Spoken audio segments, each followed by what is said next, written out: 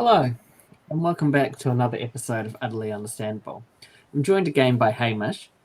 And Hamish, there's a huge amount of talk at the moment around supply chain disruptions, inflationary pressures, food uncertainty, all of this, stemming from the COVID pandemic that we're now, approaching year 3. And there's been ramifications in all sorts of industry, dairy being no exception.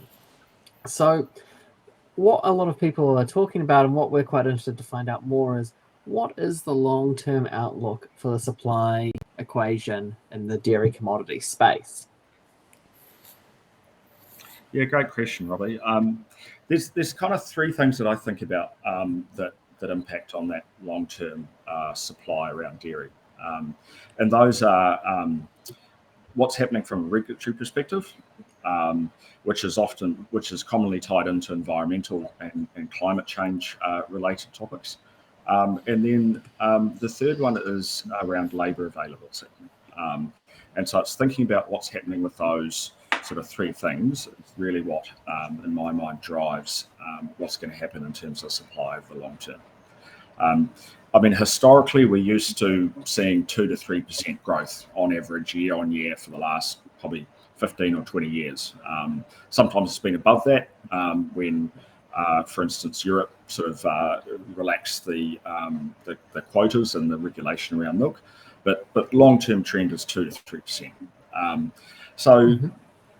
Starting with the environment, obviously, like with climate change and a lot more concern about water usage and nitrogen usage and how that's affecting clean water and things like that, governments are bringing a lot more regulation around that. So there's nitrogen limits, which limits the amount of fertiliser you can apply and therefore the amount of grass you can grow.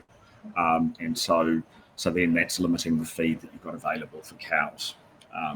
Climate change is impacting in terms of pressure around methane and needing to reduce our overall greenhouse gas production. And dairy is often a big chunk of that for particularly, obviously, the agricultural nations. So there's pressures coming around that. And then the last factor is around labour availability and the attractiveness of dairy as a career.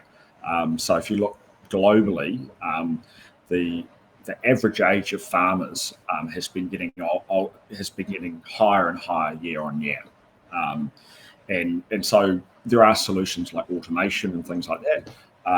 But overall, you're starting to see less and less farms, bigger farms, and overall the impact of that around supply. So my kind of view longer term around supply is that we're not going to see that growth of 2 to 3% anymore. We're more going to see it flat to potentially actually decreasing in terms of that overall trend that's going to happen. Yeah, absolutely. And that kind of brings to mind, what we're seeing in New Zealand, what we've seen over the past few years. If we think early mid-2000s, there was a lot of the returns to dairy started to really outpace the returns to lamb and beef farming. As a result, you had a lot of conversions from livestock to dairy stock in the South Island, particularly in New Zealand.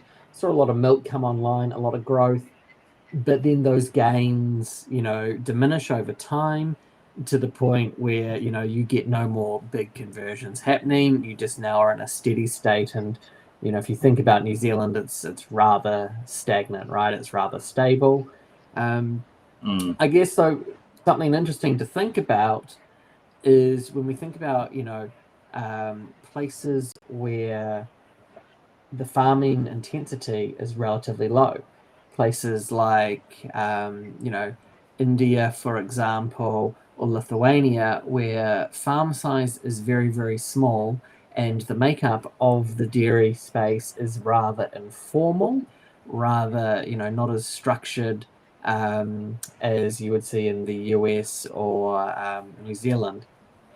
And I think what we should be keeping an eye on too is, will we see, technology improve these areas such that a more formal process is adopted and more gains are made?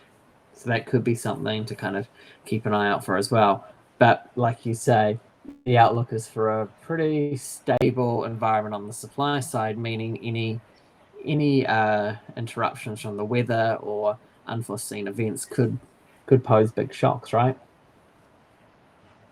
Yeah, absolutely. And I mean, when we say flat to down overall, I mean, there's still going to be variation around that. So there'll be some up years, but overall the trend is going to be flat to down. So